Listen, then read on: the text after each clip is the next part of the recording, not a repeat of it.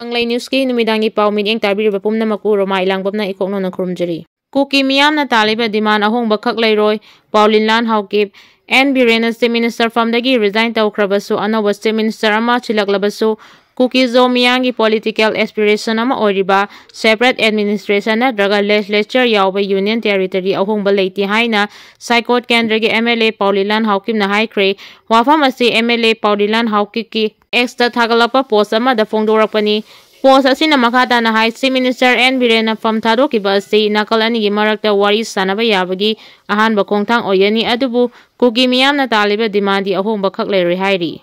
Manipur gi Anouba CM kanana oigatagi haiba ngasi Athengbada Laothokpa yari. Chief Minister N Birena CM PHAM THADOKKRABA matung state asigi Anouba Chief Minister kana oiraba yai haibadu ngasi Laothokpa yana leiri. Pause asina phangba paugi matung inna haudik hangduna leiriba Manipur gi Chief Minister gi PHAM mentionabagi damak BJP gi Manipur in charge Sabit Patrana lusingba mifam ama North AOC da leiba Hotel Imphal da pangthokre mifam aduda BJP Manipur Pradesh Adhikari Mayum Sarda Devi Manipur lenga ki transport amadi veterinary amadi animal husbandry minister Kasim Basum water resource amadi relief and disaster minister Awangbo Nimai Kaksingi MLA Mayang Lamam Ramesor Hairoki MLA Thoktom Radesh Yambu Saruk Yaki haudik paubagi oina kanabu Manipur gi Anouba Chief Minister oina khankibagi haibadi pause asida chapchana phangba ngamdri. Central na Manipur miyambu usitabagi thawongni ibobi lamdam sigi miyangi isu kaya khanagadaba assembly session pangthokadaba nongmakhak watliba State Minister bu Delhi da kauraba matung nongalaga Imphal da hek thungbaga resign tawhanba haibasi yamna usitaba thawongni haina former State Minister Okram Ibobina phongdokre karigumba matangna yadraba fawba state asida suspended animation henpham thokte matam yamna leiba maramna ahingda fawba Anouba lusingba kanduna Chief Minister oina wasak hanba yai constitutional crisis leibasu nataba state asida constitutional crisis lehanduna Manipur miyam ot negadaba president rule thamlaklabadi Manipur miyamna khangba wagadaba mali amadi center na state asida yengliba midyeng asi khangbada yamna wai asuk yamna usithawoidaba thawong ulagliba asidi sikhibana hena fai haiba wafam thangki. Moirang Kampuda wakat mifam chathakre asi baksang laudri ngarang numit yungba matung pung 12:10 rom taba matamda Imphal district ki manung chanba Moirang Kampuda laikhraba Laisram Ibomsagi machanupa Laisram Malenganba Elai Thoinaubu minung silaitana mihathina karamada lakpa mioi kharana nomaina kaptuna hatkibabu yaningdaba phongdoktuna maikai edongi miyamna wakat mifam ama khewa kaithelda chathakre panba yabadi laikhidrabaga puna chatminaba laikai adumaktadagi sunamdek pusu sakangdaba singna nomaina kaptuna hatnaba hotnabada nongmai adugi maru chakkibadagi siningchita hingaukibani thawdok aduga mari leinana JSC ama sengkibaga loinana mihat aduda chenaba singpung kunmari gi manungda paduna dandi pidrabadi asi bhagsang lawsindanaba warep lawkibaga loinana haujiksu asi bhagsang lawdana leiri. KCP PWG gi lanmi nipan khulaiga konana fagatpaga loinana makoina fajinduna thanamba miyoi ama kanba ngamkhre. Security force na chathagiba operation da cell gi demand ga loinana KCP gi lanmi singna fajinduna thanambani haiba miyoi ama tekta kaidana kanba ngamkibaga loinana miyoi adubu fabda chenabani haiba KCP PWG gi lanmi nipan khulaiga konana fagale hairi. Police ki powersin hai akang naba pawgi likhun ama fangbadagi Imphal West ki area da chathakiba operation aduda KCP PWG gi miyoi nipan khulaiga konana fagatle hairi. Pagalaba khulai sing adudi gatak rifle ama maru tara yawa magazine ama .32 gi pistol ama maru taruk yawa magazine ama mobile handset tarahumdoi samurai thang ama car ani recover tawri hairi aduga makhoi gi makhutagi tekda kaidana kanba ngamlaba miyoi adu imung manunggi miyoi singda khusinakre. Manipur Marriage Agreement sabsana implement tawnaba Manipur gi ningthau MP Sana Zawbana parliament ta taksinkre. Ngasi phangkiba parliament miphangi 0 hour gi matamda Rajya Sabha gi MP Leisemba Sana Zawbana Manipur Marriage Agreement ki wafam pukatkre. MP Sana Zawbana parliament ta phongdokkiba wafam di Manipur asi pikpa state ama oidarabasu matam amada sahi 5,000 henbagi puwari amadi civilization leirakpa maning makha tamna palamba leibak ama oirami. The Manipur Marriage Agreement 1998 haiba agreement amagi makhada kumja 1998 dagi Manipur India gi saruk ama oiraki adumakpu haukiba chahi kyagi mamangda palamba leingak singna हाइरिबा agreement असी करिगुम्बा इकाई खुमनबीबा नत्रगा खंगबीबा लेट्री मसीना तसेंगना मणिपुर की मियांगी पुकनिंग वखलदा चावना सैथेंग पीरी हाइखी MP na मखाताना फोंदोखिबदा मरु ओइना agreement असिगी article 9 गी 9 सुबदा यावरिबा अरोइबा पारा असिदा मणिपुर सिंगी सोशियो इकोनॉमिक कल्चरल अमदी पॉलिटिकल स्टेट हेना वांगबा थाकता पुखतपगा मरी लेनना यामना मयेक सेंगना यावरि हाइकी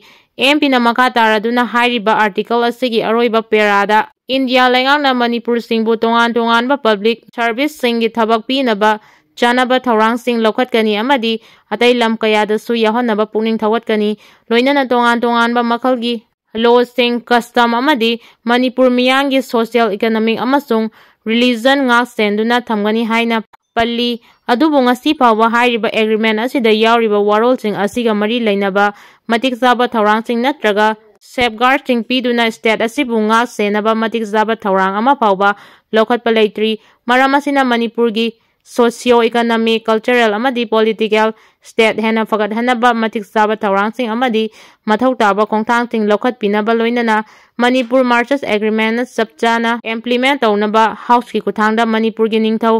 MP सना जावबना यूनियन गवर्नमेंट की पुनिंग चिंचिंकी CM resign tawba yaningde KUKI MLA taragi mathakta action LOUKHATPA ngamdaba speaker su PHAM THADOKKADABNI leibaki asuk luraba matam asida CM resign tawba yaningde Manipur thugainaba siliba KUKI MLA taragi mathakta action LOUKHATPA di ngamdraga Manipur kanba pamba maite MLA singda action lauriba speaker su PHAM THADOKKADABNI haiba placard sing kaya sizinaduna Imphal East ki manung chana laiba Naharu Pangong Makhong Human Welfare Association Naharu Huirem Leka Human Welfare Association amadi Bamon Kampugi Maira Paibi Singna tongan ba mafam singda wakat mifam chathakre hairiba wakat mifam asida tongan ba mafam singdagi Maira Paibi singi thomi singna phongdokibada Manipurgi asok lukraba matam asida CM na PHAM THADOKPA haibasi matang chadaba amani haina lawi CM na PHAM THADOKPA tarabadi KUKI MLA taragi mathakta action LOUKHATPA ngamdaba speaker su PHAM THADOKKADABNI sahi ani helaklaba fawba loisinba ngamdana lagliba lana sibu atopa CM ama silaklaba su thokliba lana sida loisinba ngamgani haiba thajaba ngamde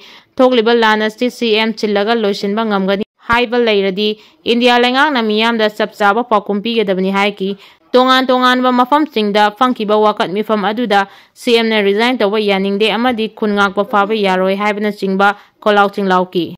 lainga kapuna chanminaragani hairubagi Nurul Hasan explanation call tawkre lainga sagotpa topagi fireb handokte Joy Kumar NPP ki national president Konarat Sangma amasung state president tanaramdana Manipurda NPP na BJP lainga ka chanminaragani haina phongdorakpagidama Khetrigao Assembly Constitution ki MLA amasung party working president Sheikh Nurul Hasan da party na explanation call tawkre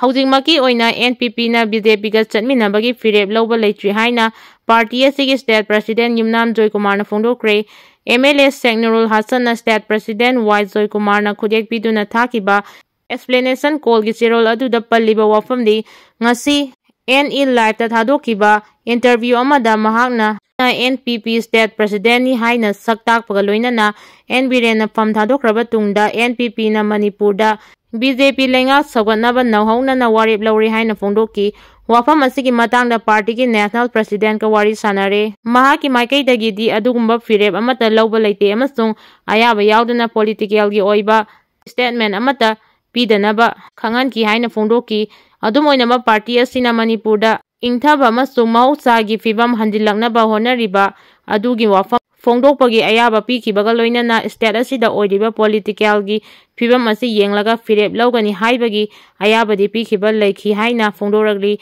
wafam asi yenglaga matau karamna NPP state president haina saktaklubano amasung party gi oiba aruba fireb amabu state president natraga national president gi ayaba yauduna phongdokliribano haibadu hayeng fawbagi manungda khanghalakadabani haina pali hiramasi gi matangda National People's Party NPP Manipur state ki president Yumnam Joy Kumar na pause asida hai NPP na BJP na lusingba Manipur lenga sagotpa topagi fireb adu handokle loinana party asna BJP lenga ka chanminaragani haiba wafam adu party gi